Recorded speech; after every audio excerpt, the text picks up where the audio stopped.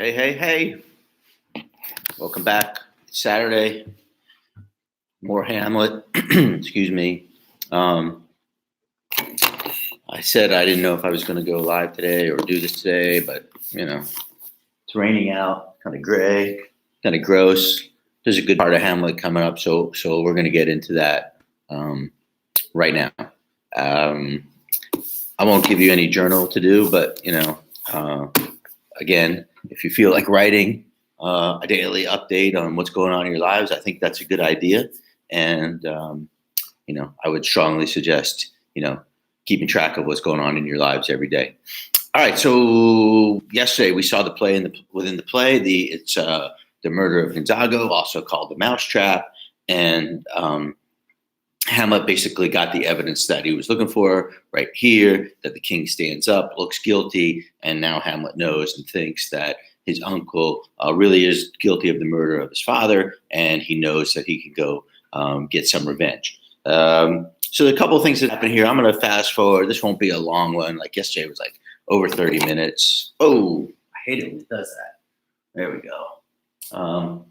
Anyway, the Hamlet says, "What? Frighted with false fire? You got scared by something that's not real." And that's what he was looking for. So let's watch a little bit. I'll stop, start, what I'll do. I got one viewer out there. So somebody is listening. I don't know. 3 days ago, the first day I saw I had like 160 views. Yesterday there were 30. I guess you guys are over, seeing me and learning. But, it is what it is. I'm going to keep on going on for a while. Next week, teachers are supposed to start learning about what we're going to do for teaching for the rest of the semester. We should get some guidance. So there might be a little more information coming to you about the kind of work that you're going to be expected to do up until the end of the year. All right, so let's see what's going on.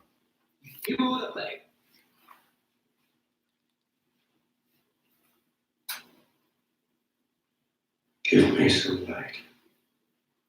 Away. Away.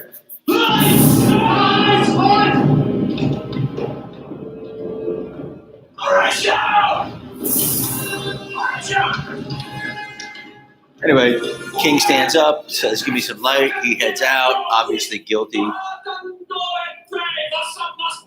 And Hamlet's looking for Horatio to see if he saw what he saw.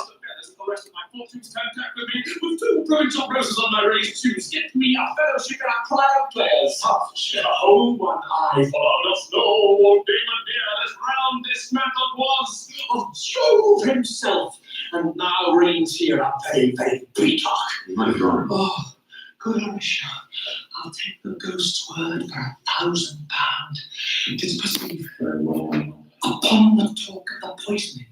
I did very well, notice. So Hamlet says he'll take the ghost's word, right? So we know that he believes the ghost and will listen to what the ghost says. Doesn't necessarily think that it's the devil trying to trick him, like he said before. Come, some music, come, not a chorus for you. King like not the comedy, by then belike he likes it not the penny. Come, some music. Good my lord, vouchsafe me a word. Sir, how is the king, sir? I, sir, what of him? Is in his retirement marvellous distinct With drink, sir. No, my lord, rather. Apply your wisdom to show yourself more Richard to signify this to his doctor.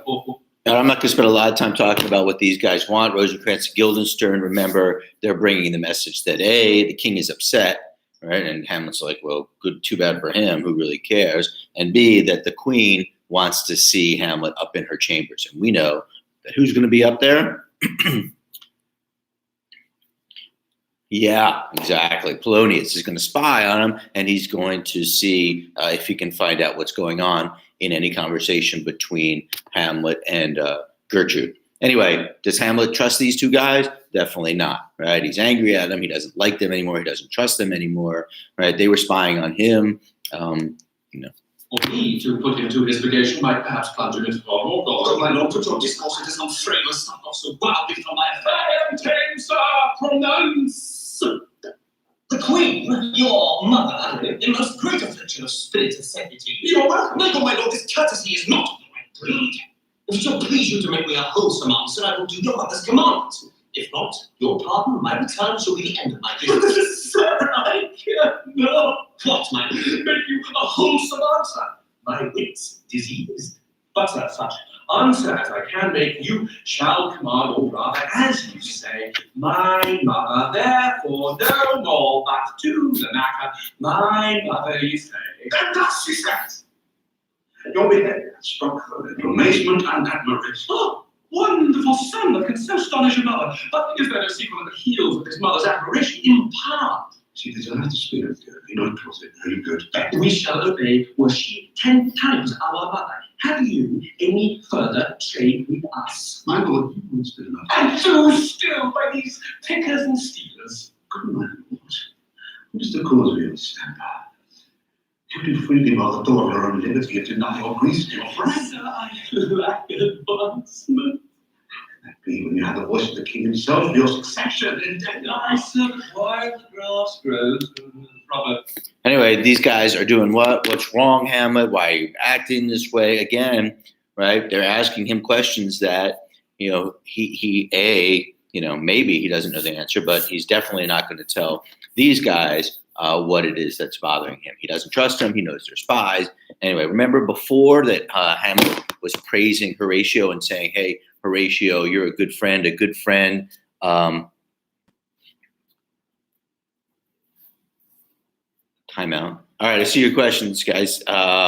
This is after the play within the play. Hamlet saw, you can watch this later, I guess, and go back, but Hamlet saw the king's reaction to the play, and he was excited. Now Rosencrantz and Guildenstern are basically delivering the message that that the queen wants to see him afterwards.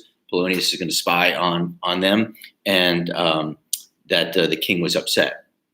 Anyway, as I was saying, remember a little while yesterday, Horatio was saying, Hamlet was saying to Horatio that he trusts him as a good friend, and a good friend can't be played upon like a pipe, right? You can't, they don't make noises that they don't get played. And he was commending him about that they're honest and true. And basically, this is going to be a little bit of parallel here in terms of how Hamlet sees that these guys are the opposite. But there's something missing. Reporters, let me see. To withdraw with you, why do you go about to recover the wind of me as if you would drive me into a toil? Oh, my lord, if my duty be too bold. He says, why do you try to recover the wind of me, right? So why are you asking me these things, trying to get me to make certain noises, asking me these questions, and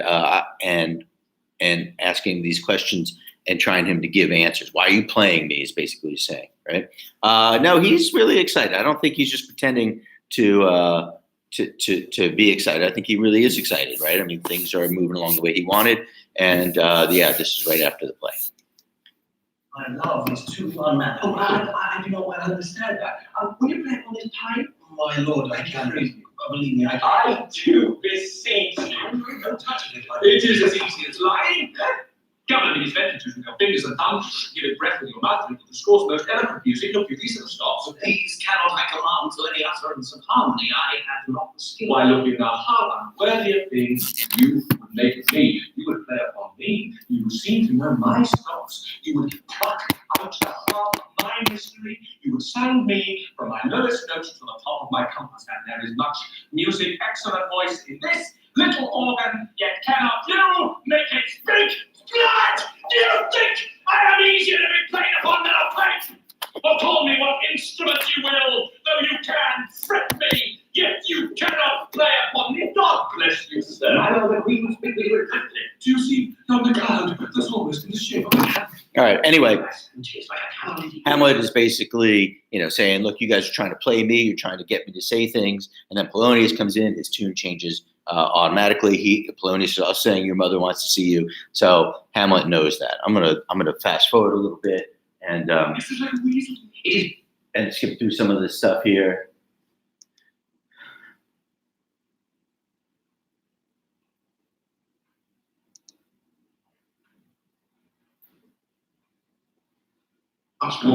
I like this scene, but I'm not going to go into it.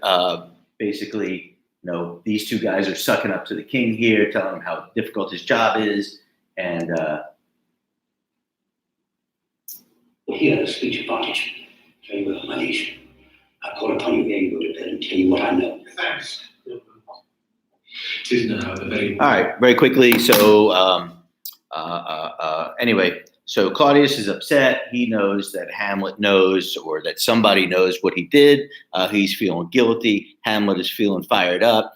He's going to go up to see his mom because she called for him. And on the way there, you're going to see that Hamlet kind of passes through a part of the castle that's like a little mini church or chapel. And he's going to bump into the king, who is in there praying.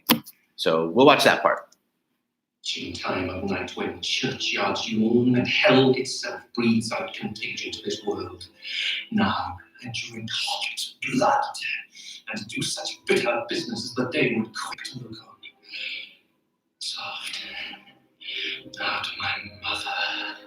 Oh heart, lose not thy nature. Let not ever the soul of Nero enter this firm bosom. Let me be cruel, not unnatural. I will speak daggers to her, but use. I'll speak daggers to her, yet use none, right? He's going to go confront his mom about what it is that she's done, her role in this, but he's going to heed the advice that the ghost gave him and not hurt her, right? Remember, he says, the ghost says, leave your mom to heaven or her conscience. So that's what he's going to do. He's fired up. He's ready to get some revenge, right? He's like, now is the witchy time of night. I could drink hot blood, but he's going to leave his mom alone. None.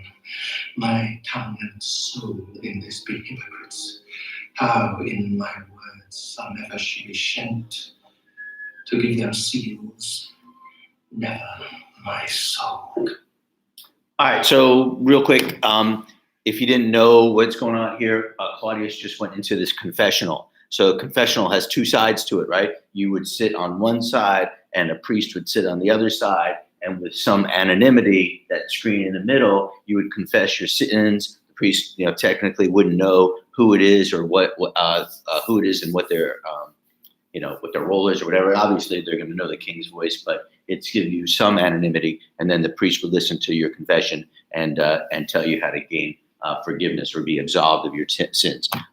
So the king is on one side. There's no priest, obviously, on the other side, but he's just going to be talking to himself again. Another monologue with him, just talking aloud. Consent of my offences, Michael. Smiles to heaven. Tis the primal elders curse and mocked. My brother's murder. So there's an allusion, if you know the Bible, right? He says, my offenses rank, it smells to heaven, it has a primal eldest curse on it, a brother's murder. That's going to be an allusion to Cain and Abel, the story of Cain and Abel from the Bible. So really we can see, nobody else is here, but we can see and we can hear Claudius confessing to the murder of his brother. Pray to them not, the winkling that shall be as sure as will. Stronger guilt defeats my stomach dead. Like a man to double business bound, I stand in pause where I should first begin and both neglect. What if this cursed hand was thicker than itself with brother's blood? Is there not rain enough in the sweet heavens to wash it white as snow? Where do serves mercy but to confront the visage of offence? And what's in prayer? But this twofold force to give us glory ere we come to fall. The pardon being done. And my fault is past. Prayer concerning my deliverance. Forgive me my foul murder. That cannot be, since I am still possessed of those effects which I did to the ground and an ambition. I agree. So the king here is kind of conflicted because he wants to be forgiven for his sins, right? Repent and you'll get forgiven. But he also is curious whether or not he can be forgiven for, the bad things he's done if he still, possesses those things, right? He's still the king. He still has the queen and he still killed his brother. So, he did these bad things, but he hasn't really let him go. He hasn't, thrown up his hands and admitted guilt and said, "I don't want to be king anymore, and I give up my, my claim to the throne." So he's a little conflicted. And does he really want to give it up? I don't even know. What do you think? Yeah, he's greedy. He doesn't want to give it up. You will be pardoned and retain the offense. In the corrupted currents of this world, offense is gilded and is shuffled by justice and not deceived. The wicked prize itself prize after all. It is not so above. Well, there's something that you can apply to the whole world all the time. He said, usually, somebody like him, rich people, powerful people, they can buy their way out of things. And he said, but not so above, right? That God isn't going to be bought off, right? You can't, if you're rich or you're powerful or whatever, that's not going to get you out of anything. So where's that part? I want to read that again because I like that part. He says, may one be pardoned and retain the offense. In the corrupted currents of this world, offense's gilded hand may shove by justice, and oft is seen the wicked prize itself buys out the law. So when he says the gilded hand, that means like a hand that's covered in something shiny, really would be gold in this sense, right? Okay, so rich people can get away with things that poor people can't. All right, Shakespeare wrote that, 500 years ago, and it was true then, and it's definitely, true now, and you can see it in society, every day that rich people can do things and get away with things that poor people, can't, except for, as he noted, from God, right? God's not going to really care if you're rich or poor. If you do something bad, you're going to get punished. There is no shuffling. There the action lies in true nature. We ourselves will help even to the teeth and fight our thoughts to give evidence. For then, or rest. Try what repentance can, or can it not? And what can it? When one cannot repent. Oh, wretched saint, wasn't that of death, or life and soul? Struggling to be free up more engaged. Help, angels. Make us say, thou stand knees. Dark as strings of steel, be soft as sinews of the newborn babe. Oh, maybe. All right, so it's going to be hard to see. Maybe you can see, I don't know, but over here, you can see Hamlet somehow snuck down there. There's his hand. He ends up on the other side of the confessional while the king is confessing. Hamlet is right there. So maybe on his way up to his mother's room, he took a side cut, a side trip or a shortcut or whatever, and ended up here. But, there we are. Claudius feels a little bit of remorse and regret, but he also realizes that, he's not willing to give up the things that he's gained. So, take that for what it's worth. He knows he did something bad. He wants to be forgiven for it by God, but he's probably not going to be able to. So Hamlet, right there, while the king is praying. now might I do it bad. Now he is a praying, and now I'll do it. And so he goes to heaven, and so am I revenged. Whoa! You see that coming? A sword in the ear, in the confessional. He says, now I'll do it. Now he goes to heaven, and I am, revenged. What do you think? Is that revenge? Did Claudius see it coming? Does Claudius know, it was Hamlet? Would that matter if he's trying to get vengeance? Does it matter if you are, the person trying to get revenge, or is seen? And do you think that the ghost is going to accept this? I don't know. So he's dead. That would be scanned. A felon kills my father. Psych, he's not dead, right? Hamlet just imagined that, all right? Yeah, it was crazy, but it's not real because he didn't really kill him. All right. He says that would be scant. Right. Phil kills my. What happens if he kills him while he's praying? Where's he going to go? Heaven. Right. Hamlet's like, well, that's not going to be revenge. It's scant. That's short of getting revenge. He killed my father. My father goes to purgatory. Right. If I kill the king while he's praying, he goes to heaven. That's not revenge. I'm sending him to the good place. Or that I, his sole son, do this same villain send to heaven. Oh, this is hire and salary, not revenge. He took my father grossly, full of bread. Probably not. The sword going in the ear just represents that's how he killed him in this version. Maybe it could be symbolic. In our circumstance, the course of foot is heavy within. And other than revenge, to take him in the purging of his soul when he is fit and seasoned for his passage. Now, up sword, and now thou more horrid hint, when he is drunk asleep. So he says he's going to kill him when he's doing something sinful, right? In the middle of something bad, then he'll get revenge and he'll go straight to hell. That his heels may kick at heaven, and that his soul may be as damned and black as hell when to it goes. My mother stays. This physic but prolongs thy sickly days. My words fly up, my thoughts remain below. Words are thoughts, never to heaven go. All right, so that's deep, right? This is the end. So Hamlet was right there. Claudius didn't know he was there. Hamlet didn't kill him, right?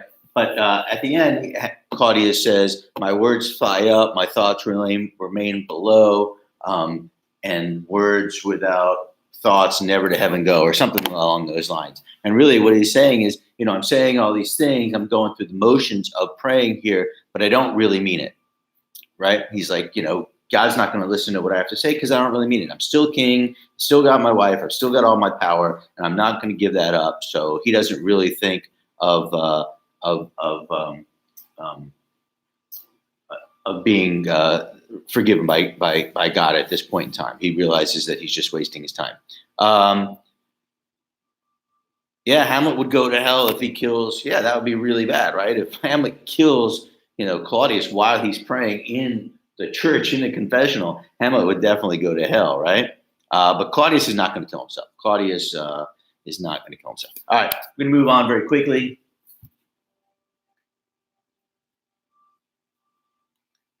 Hamlet was going from right here to go up to see his mom. We know that Polonius is there. He's hiding.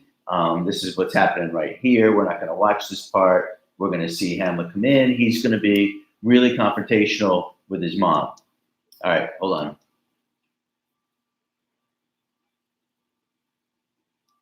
Go back.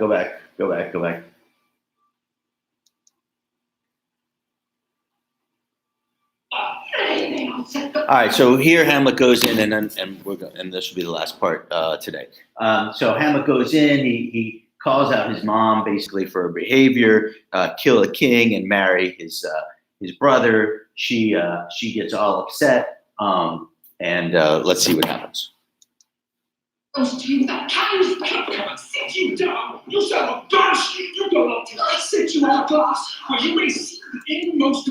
He says, I'm going to set you up a glass where you can see the innermost part of you. I'm going to put a mirror. That glass will be a mirror. I'm going to hold the mirror up to your face so you can see what it is that you've done. All right. She's got to be, complicit in this, right? She's got to be involved in some way, whether she was actively involved in the murder of her first husband or just, totally just stuck her head in the sand, ignoring, the coincidence that, her first husband died and now she's married to his brother. He's saying, you're going to hear the truth right now. Maybe he's being a little rough with her.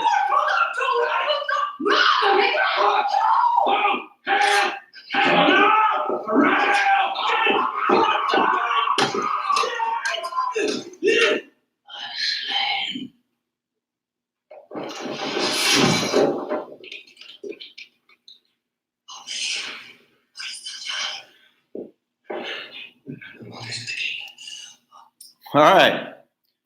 Whoa. So what just happened there? Huh? You tell me.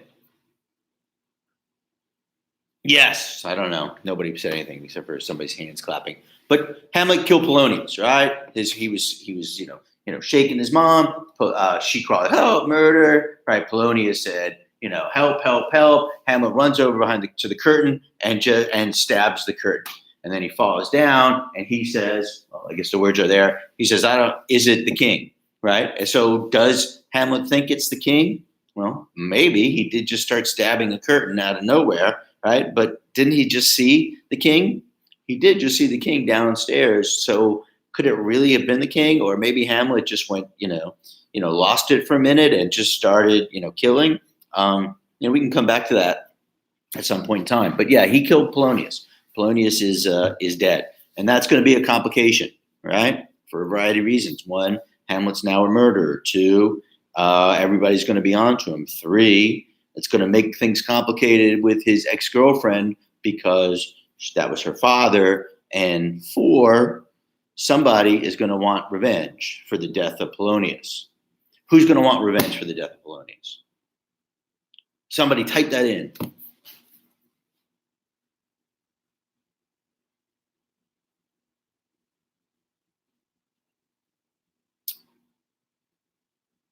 Is it boring if I just sit here and wait? Should I give you the answer? Somebody just shout it. Just say it to the screen. Well, the daughter, she might want revenge. But look, think of the themes of this play. It's sons getting revenge for the deaths of their father. Hamlet, the death of his father. Young Fortinbras, the death of his father. In that play within the play that we saw, the Pyrrhus getting revenge for the death of his father by killing Priam. The answer is, who's the son that's got a father? There were, like a minute ago, there were 7 people watching. Now there's 6. So this must have gotten.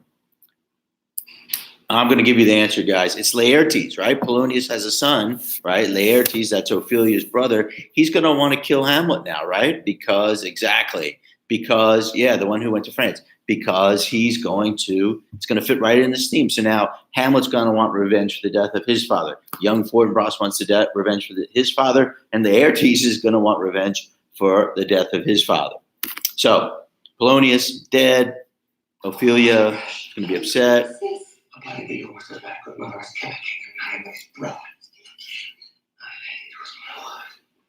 She said, he just said it's bad as kill a king and marry his brother. So he just called her out. She said, it's kill a king, right? Yeah, maybe, right? She's getting, maybe for the first time, she's thinking about, her role or that the king was killed or something like that. Maybe she didn't know. Who knows? You got to decide. It's never given to you. The answer is really never clear. Or maybe it is. I don't know. All right, we're going to stop there. There's going to be all kinds of repercussions. Hamlet's going to get in trouble for this, or people are going to be mad at Hamlet. People are going to want revenge. You can't just kill the advisor to the king. And, all right. Well, sorry, there's a delay. I know. Technology is still not perfect. Anyway, thanks for coming and tuning in today. Hope this was interesting somewhat. Things have started to change. They're getting a little more fast-paced. We'll do this again tomorrow, I think. And what's going to happen next is that, Ophelia is going to find out about the death of her father.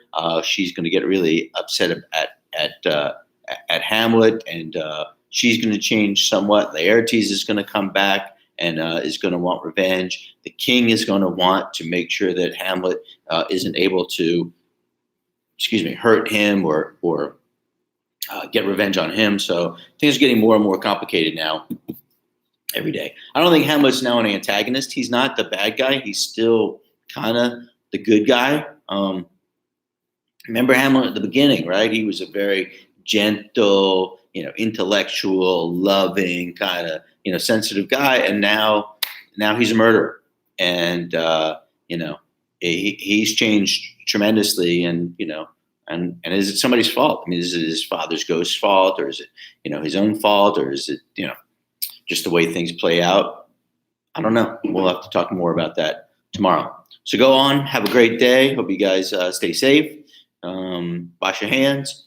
Think of some fun things to do to keep up, your spirits. And I'll see you, or you'll see me tomorrow.